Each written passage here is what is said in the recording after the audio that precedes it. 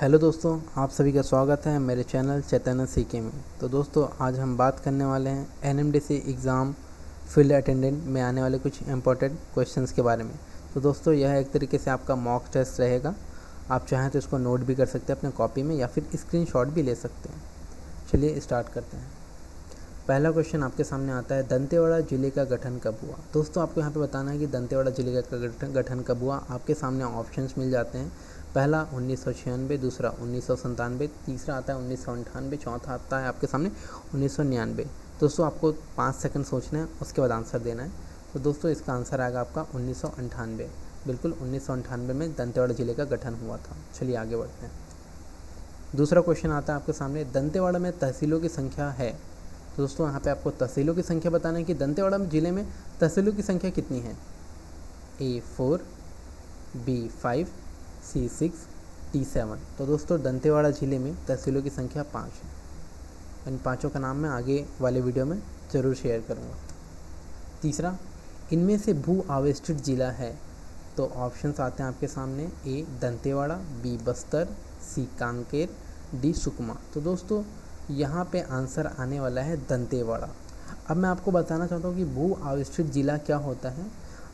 भू आवेष्टित जिला वह होता है जो कि किसी भी अन्य राज्य को टच नहीं करता। जैसे कि आप देख सकते हैं, दंतेवाड़ा किसी भी ज़िले को टच नहीं करता। आप मैप देख सकते हैं सीजी का। दंतेवाड़ा ज़िला किसी भी दूसरे ज़िले को तो टच करता है, सॉरी, किसी भी दूसरे राज्य को टच नहीं करता।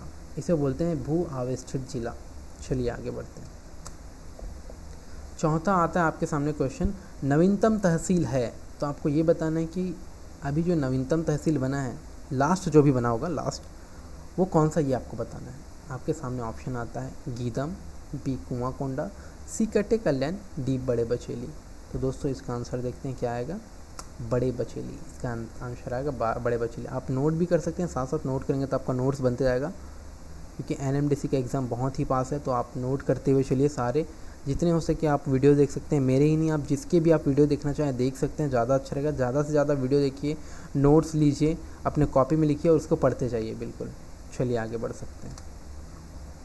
पांचवा, पूरे भारत के अनुसार छत्तीसगढ़ में टीन का उत्पादन कितने % होना है। तो दोस्तों, आपको बताना है कि पूरे भारत के अनुसार छत्तीसगढ़ में टीन का उत्पादन, पहला आता है 50%, बी आता है 60%, सी आता है 70%, डी आता है 100%। तो आप सोचिए क्या होता है इसका उत्पादन, मतलब टीन का उत्पादन कितने % होता है। तो चलिए आंसर देखते हैं, डी, इसका आंसर आएगा 100%। इसका मतलब ये है कि पूरे भारत में सिर्फ छत्तीसगढ़ राज्य एक ऐसा राज्य है जहाँ टीन का उत्पादन होता है, और वो कहीं भी नहीं होता है। बिल्कुल 100% उत्पादन करता है छत्तीसगढ़ टीन का। चलिए आगे बढ़ते हैं। छठवां क्वेश्चन आपके सामने, छत्तीसगढ़, दक्षिण छत्तीसगढ़ बोलेंगे या फिर ये बोल सकते हैं बस्तर भी बोल सकते हैं, बस्तर संभाग या बैलाडीला की पहाड़ी श्रेणी की सबसे ऊंची चोटी कौन सी है। ऑप्शन आता है नंदीराज, बी आरी डोंगरी, सी रावघाट, डी इनमें से कोई नहीं। तो आपको बताना है इसका आंसर क्या आएगा। तो दोस्तों, इसका आंसर आएगा नंदीराज, जिसकी हाइट है 1210 मीटर। 1210 मीटर इसकी हाइट है।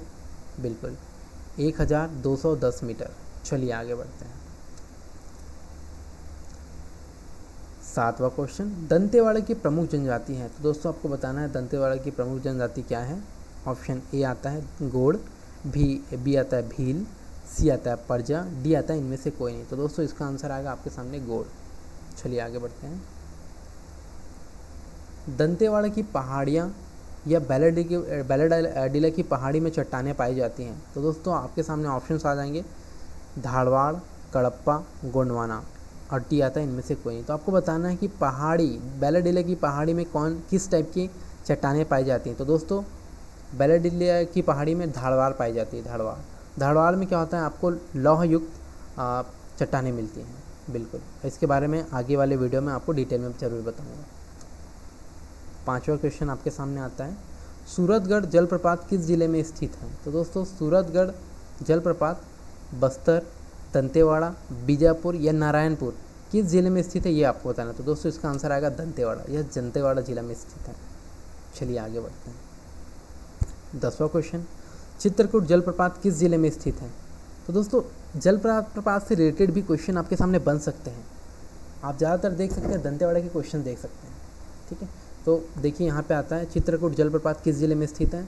ऑप्शन ए आता है बस्तर, बी आता है दंतेवाड़ा, सी आता है नारायणपुर, डी आता है बीजापुर। तो दोस्तों आपको बताना क्या आएगा। तो दोस्तों इसका सही आंसर आप सोचिए, उसके बाद मैं आंसर शो करूँगा तो आप खुद से मैच कर सकते हैं कि मैंने मॉक टेस्ट में कितने नंबर पाए, कितने क्वेश्चन सही किए, कितने गलत किए। तो दोस्तों इसका आंसर आएगा बस्तर। आगे बढ़ते हैं। सूरतगढ़ जलप्रपात किस नदी पर स्थित है। तो दोस्तों इस तरीके से भी क्वेश्चन आ सकते हैं कि यह जलप्रपात किस नदी पर स्थित है, किस स्थान पर है, ये तो पूछेगा ही पूछेगा। साथ साथ ये भी पूछ सकते हैं कि वह किस नदी पर भी स्थित है। तो देखिए यहाँ पे ऑप्शन आता है टंकिनी, शंकिनी, संखिनी भी बोलते हैं उसको, कांगेर, इंद्रावती। तो दोस्तों इसका आंसर आएगा डंकिनी, बिल्कुल डंकिनी नदी।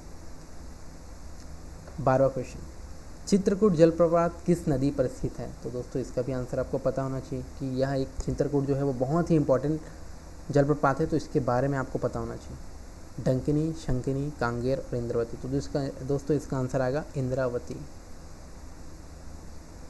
आगे बढ़ते हैं। 13वां क्वेश्चन, दंतेश्वरी माता मंदिर किस राजवंश के राजा ने बनवाया था। इसका मतलब ये है कि किस राजवंश ने दंतेश्वरी माता मंदिर बनवाया था।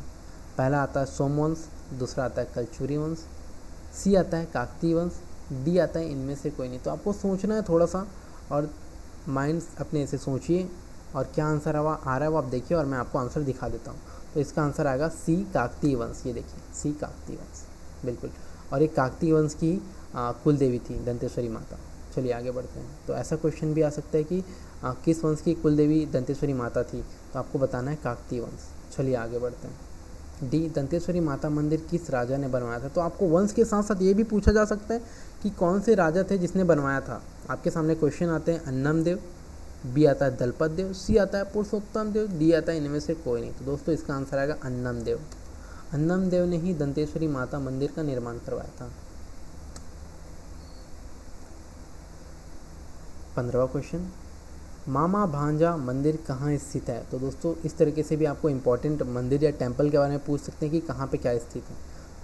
जैसे कि यहाँ पे देख सकते हैं आपका ए बचेली, बी किरंदुल, सी बारसुर, डी जगदलपुर साहिब। तो दोस्तों आपको बताना है इसका आंसर क्या आएगा। तो इसका आंसर आएगा बारसुर, ठीक है। चलिए आगे बढ़ते हैं। 16वां क्वेश्चन, दंतेवाड़ा कितने जिलों को स्पर्श करता है। तो दंतेवाड़ा जो जिला है वह कितने जिलों को, एक्स्ट्रा जिलों को टच करता है, स्पर्श करता है, ये आपको बताना है।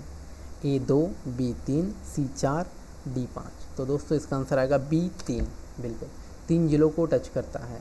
चलिए आगे बढ़ते हैं। इन सब की डिटेल के बारे में मैं आगे वीडियो आपको बना के दूंगा, बिल्कुल। ये अभी सिर्फ ये मॉक टेस्ट है, तो मॉक टेस्ट में ज़्यादा डिटेल की बात नहीं कर रहा हूँ, बिल्कुल आप नोट कर सकते हैं। 1 लाइनर क्वेश्चन है, बाद में मैं डिटेल्स के बारे में बात करूँगा। 17, बस्तर की जीवन रेखा नदी कौन सी है। तो आपको दोस्तों इस तरीके से भी क्वेश्चन आ सकते हैं कि इसकी जीवन रेखा नदी कौन सी है। तो बस्तर की जीवन रेखा नदी है इंद्रावती, बिल्कुल सही। चलिए आगे बढ़ते हैं। दंतेवाड़ा जिला की सबसे प्रदूषित नदी है। तो आपको सबसे प्रदूषित या फिर गंदी या फिर बोल सकते हैं दिखने में थोड़ा मैले टाइप की नदी कौन सी है। पहला आता है ऑप्शन डंकिनी, बी संखिनी, सी कांगेर, डी इंद्रावती। तो दोस्तों इसका आंसर आएगा आपका संखिनी, जो कि सबसे प्रदूषित नदी है। लगभग दंतेवाड़ा की सबसे प्रदूषित नदी होती है संखिनी। चलिए आगे बढ़ते हैं। 19वां क्वेश्चन, बस्तर संभाग में कितने ज़िले हैं। तो दोस्तों आप देख सकते हैं बस्तर संभाग में कितने ज़िले हैं, तो आप काउंट करिए कौन कौन से ज़िले होते हैं, फिर आप बता सकते हैं कितने ज़िले हैं। आपको मैप देखिए कि आपको अगर छत्तीसगढ़ का सारा चीज़ जानना है तो आपको मैप याद होना चाहिए। मैप के ज़रिए आप बहुत कुछ बता सकते हैं। जैसे कि मैं बताना चाहूँगा बस्तर संभाग में टोटल 7 ज़िले होते हैं। और दोस्तों मैं आपको एक चीज़ और बता देता हूँ कि जैसे कि NMDC एग्ज़ाम में लोकल जीके तो आएगा ही। जैसे कि आप जानते हैं कि NMDC जो है वो एक नेशनल लेवल का है।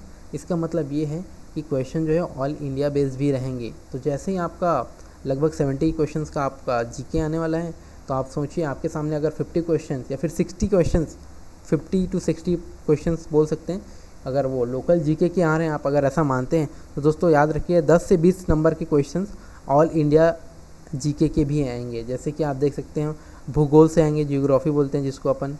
दूसरा कॉन्स्टिट्यूशन, संविधान से भी आएंगे क्वेश्चन। इतिहास, हिस्ट्री से भी आएंगे।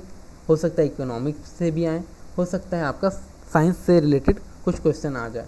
तो ऑल इंडिया से भी क्वेश्चन आएंगे, जिसका वीडियो मैं आगे डालूंगा। तो आपको अगर यह वीडियो पसंद आए तो दोस्तों लाइक करिए, सब्सक्राइब करिए एंड सपोर्ट करिए, जिससे मैं आपको एक नया वीडियो और दे सकूं। लोकल जीके के लाऊंगा ही मैं, साथ साथ गोड़ी लैंग्वेज की भी लेके आऊँगा, साथ साथ मैं आपको ऑल इंडिया जीके का भी यहाँ पे वीडियो ला के दूँगा, और साथ साथ एक मैथ्स का भी एक मॉक टेस्ट ला के दूँगा, जिसको बनाने के लिए आपको टाइम दिया जाएगा। चलिए आगे बढ़ते हैं 20वें क्वेश्चन की ओर। 20वां क्वेश्चन आता है आपका, दंतेवाड़े का वाहन कोड क्या है। दोस्तों आपको बताना है कि दंतेवाड़े का वाहन कोड क्या है। जैसे कि यहाँ पे देख सकते हैं, ए ऑप्शन आता है CG08, बी ऑप्शन आता है CG24, सी आता है CG1818 और डी आता है CG04। तो दोस्तों आपको बताना है कि इसका कोड कौन सा है। तो मैं आपको बताना चाहता हूँ CG04 जो होता है वो एक राजनांदगांव का कोड है। बी CG24 जो है वो एक आप बोल सकते हैं बालोद का कोड है। CG04 चौथा ऑप्शन ये जो है वो रायपुर का कोड है। और CG18 अब ये बच गया बिल्कुल, तो ये जो होगा वो दंतेवाड़ा का वाहन कोड है। जी बिल्कुल, ये आ रही कि दंतेवाड़ा का वाहन कोड है CG18 मतलब 18 CG18। दोस्तों आपको अगर ये वीडियो अच्छा लगा तो लाइक करें, सब्सक्राइब करें, और साथ साथ में इसका जो PDF है, PDF आपको एक टेलीग्राम चैनल पे अपलोड भी कर दूँगा। Thank you.